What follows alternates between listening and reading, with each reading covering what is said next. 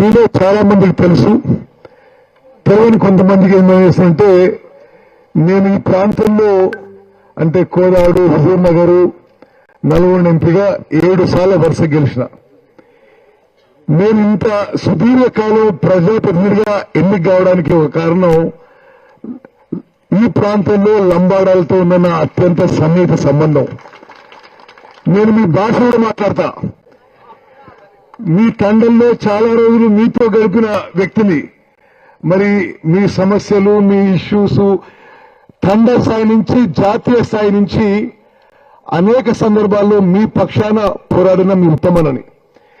ఈరోజు రాష్ట్రంలో ST reservation 10% implement అయితే అందులో ఒక 1% కి నేను కూడా దోహదపడ్డా.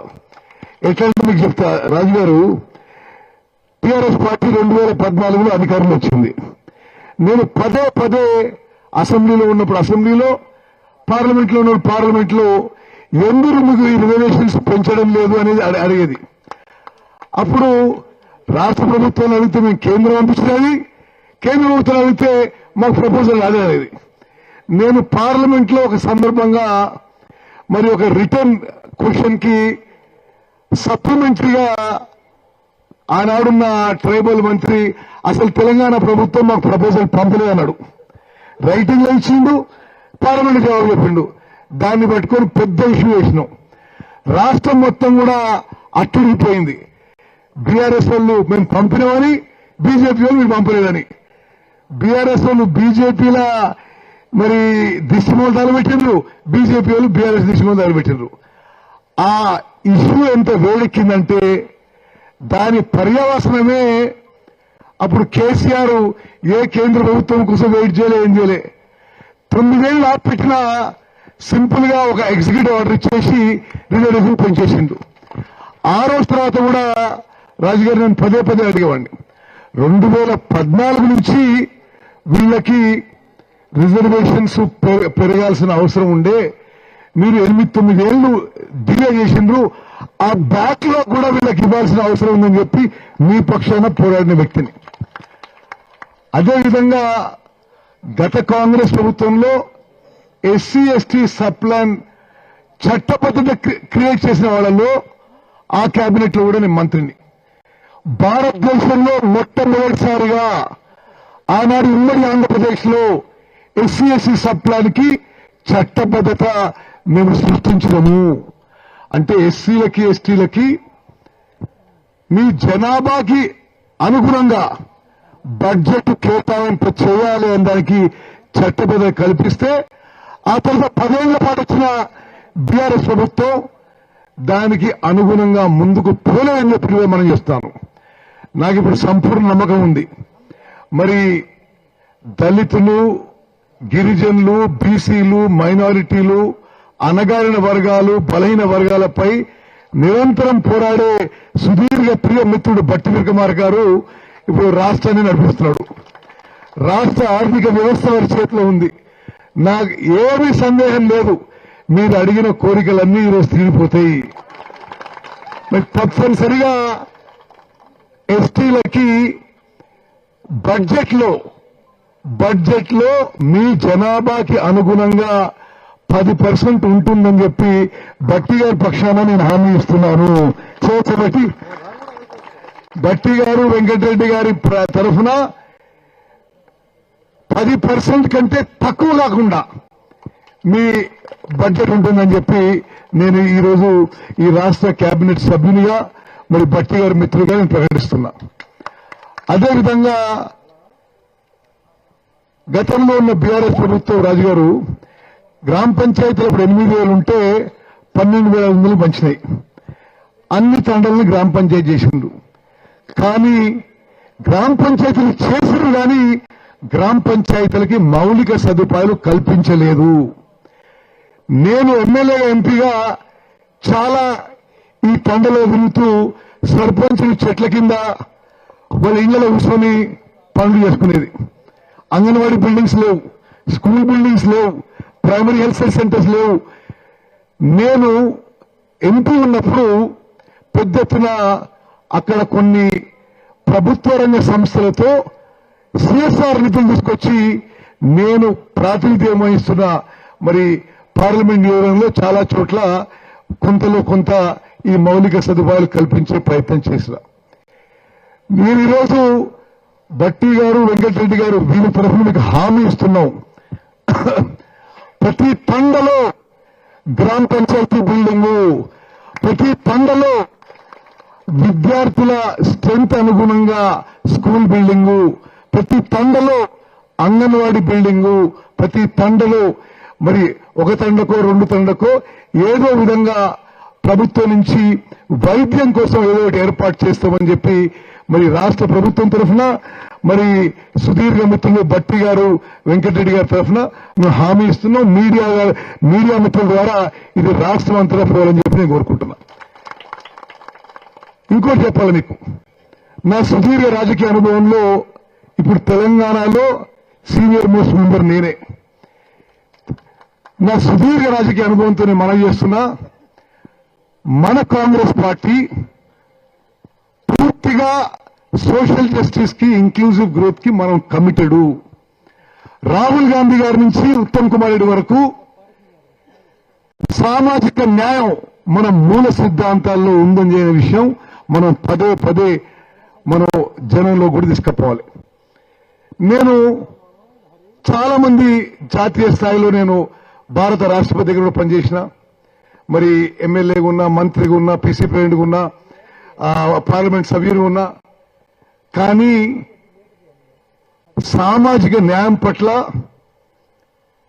దళితులు, గిరిజనులు, బీసీలు, మైనారిటీలు, అణగారిన వర్గాలు, బలహీన వర్గాల పట్ల నిజమైన మరి వాళ్ళని అభివృద్ధి చేయాలి, వారి అభివృద్ధికి పాటుపడాలని నిరంతరం కోరుకునే వ్యక్తి మన ప్రియతమ నాయకుడు, కాబోయే ప్రధానమంత్రి రాహుల్ గాంధీ గారు. నేను ఇంకా చాలా మంది నాయకులు డాష్ మీద స్పీచ్లు ఇవ్వడానికో ఏదో విధంగా అదొక ప్లాట్ఫామ్ లాగా ఉపయోగిస్తారు. కానీ నా అదృష్టంగా రాహుల్ గాంధీ గారిని నేను చాలా దగ్గర నుంచి చాలా ఏళ్లు గమనించాను. నిజంగా జెన్యూన్ ఎంపతి, సీరియస్ గా ఎస్సీలకి, ఎస్టీలకి, బీసీలకి, మైనారిటీలకి, వీకర్ సెక్షన్స్ కి మరి మంచి చేయాలి, కాంగ్రెస్ పార్టీ ద్వారా సామాజిక న్యాయం చేయాలి, ఇంక్లూజివ్ గ్రోత్ తీసుకురావాలి అని రాహుల్ గాంధీ గారి కోరిక కూడా మన తెలంగాణలో మన కాంగ్రెస్ ప్రభుత్వం ముందుకు తీసుకుపోతుందని చెప్పి నేను మనవి చేస్తున్నాను. ఇంకో విషయం చెప్పారు, ఇక్కడ వేదిక మీద కింద ఉన్న వాళ్ళందరూ కాంగ్రెస్ వాళ్ళం కాబట్టి నాకేమి సందేహం లేదు, జాతీయ రాజకీయాలు ఏ విధంగా ముందుకు పోతున్నాయి చూస్తుంటే, మొన్న పార్లమెంట్ ఎన్నికల్లో కాంగ్రెస్ పార్టీ ఏ విధంగా మరి చాలా బెటర్ పర్ఫార్మెన్స్ ఉండిందో 2029లో కేంద్రంలో కాంగ్రెస్ పార్టీ నాయకత్వంలో కాంగ్రెస్ ప్రభుత్వం వస్తుంది. రాహుల్ గాంధీ గారు మన ప్రధానమంత్రి కాబోతున్నారు. మన దేశానికే మంచి రోజులు రాబోతున్నాయి. అదేవిధంగా మరి మన ప్రభుత్వంలో కూడా మీరు చాలా చాలా విషయాలు రాసిచ్చారు. తప్పనిసరిగా we're committed for social justice, we're committed ఎస్సీస్, STs, BC, minorities, weaker section issues లో మేము అందరం కూడా కమిటెడ్ ఉన్న విషయం నేను గంటాపదంగా ఈ వేదిక నుంచి మీ అందరికీ మనవి చేస్తున్నాం. మీరు చూస్తున్న మనం చేస్తున్న కార్యక్రమాలు ప్రతిపక్షాలు ఏమనొచ్చు, ఇళ్ల విషయంలో కానీ, రేషన్ కార్డు విషయంలో కానీ భారతదేశంలో ఎక్కడా జరగని విధంగా మరి రేవంత్ రెడ్డి గారు, భట్టి గారి నాయకత్వంలో వ్యవసాయ కూలీలకి సంవత్సరానికి 12,000 ఇస్తున్న మొదటి ప్రభుత్వం తెలంగాణలో కాంగ్రెస్ ప్రభుత్వం. ఇళ్ల విషయంలో మీరు కోరినట్టుగా గిరిజనులకి డెఫినెట్లీ మీకు సముచిత సంఖ్యలో ఇవ్వబోతుందని చెప్పి మనం చేస్తున్నాం. రాష్ట్రంలో నిరుపేదలందరికీ అంటున్నాను ఇలా రేషన్ కార్డులు ఇవ్వబోతున్నాము. అందరికీ స్వతంత్ర భారతదేశంలో ఎక్కడ జరిగిన విధంగా ప్రతి నిరుపేదలకి, ఎస్సీలకి, ఎస్టీలకి, బీసీలకి, మైనారిటీలకి, వీకర్ సెక్షన్స్ కి, అణగారిన వర్గాలకి, పేదలకి అందరికి కూడా మరి వచ్చే నెల నుంచి ప్రతి ఒక్కరికి 6 కిలోల సన్నబియ్యం ఉచితంగా ఇవ్వబోతుంది మన కాంగ్రెస్ ప్రభుత్వము.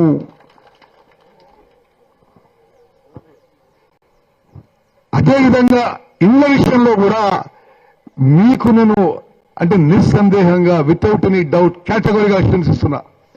ఎస్టీల విషయంలో 5+1 మరి ఎస్టీలకి మీకు తెలుసు 6 లక్షల రూపాయలు.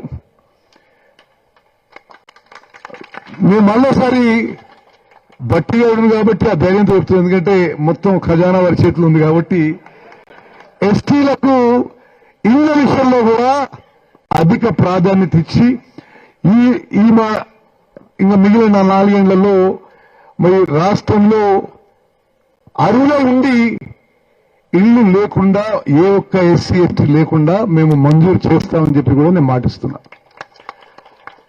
అదేవిధంగా మిత్రులారా, రాజకీయంగా కూడా మరి అన్ని విధాలుగా మీరు చెప్పే ప్రతి అంశం మేము 24 గంటలు అందుబాటులో ఉండేవాళ్ళం. మీరు చెప్పే అన్ని విషయాలు కూడా మేము పరిగణలోకి తీసుకొని తప్పనిసరిగా కాంగ్రెస్ పార్టీలో మీకు సముచిత స్థానం, గౌరవం, మర్యాద, గుర్తింపు ఉంటుందని చెప్పి ఈ సభాముఖంగా మీ అందరికీ అష్యూరెన్స్ ఇస్తున్నా. మీరు ఇక్కడ కేవలం 100 మంది ఉండొచ్చు, మీరు 100 మంది పోయి మరో 100 మందిని తయారు చేయాలి, 10,000 మంది బయలుదేరాలి. కాంగ్రెస్ పార్టీ ఆదివాసుల ఎంబడి ఉంటుంది, లంబాడీల ఎంబడి ఉంటుంది, గోండ్ల ఎంబడి ఉంటుంది, కోయల ఎంబడి ఉంటుంది, మరి ఎస్టీలు గిరిజనుల ఎంబడి కాంగ్రెస్ పార్టీ ఏకైక పార్టీ నిలబడని చెప్పి మనం చేస్తాం. మీ ఫారెస్ట్ రైట్స్ యాక్ట్ ప్రకారం మిగిలిపోయిన వాళ్ళకి భూములిచ్చే బాధ్యత మాది.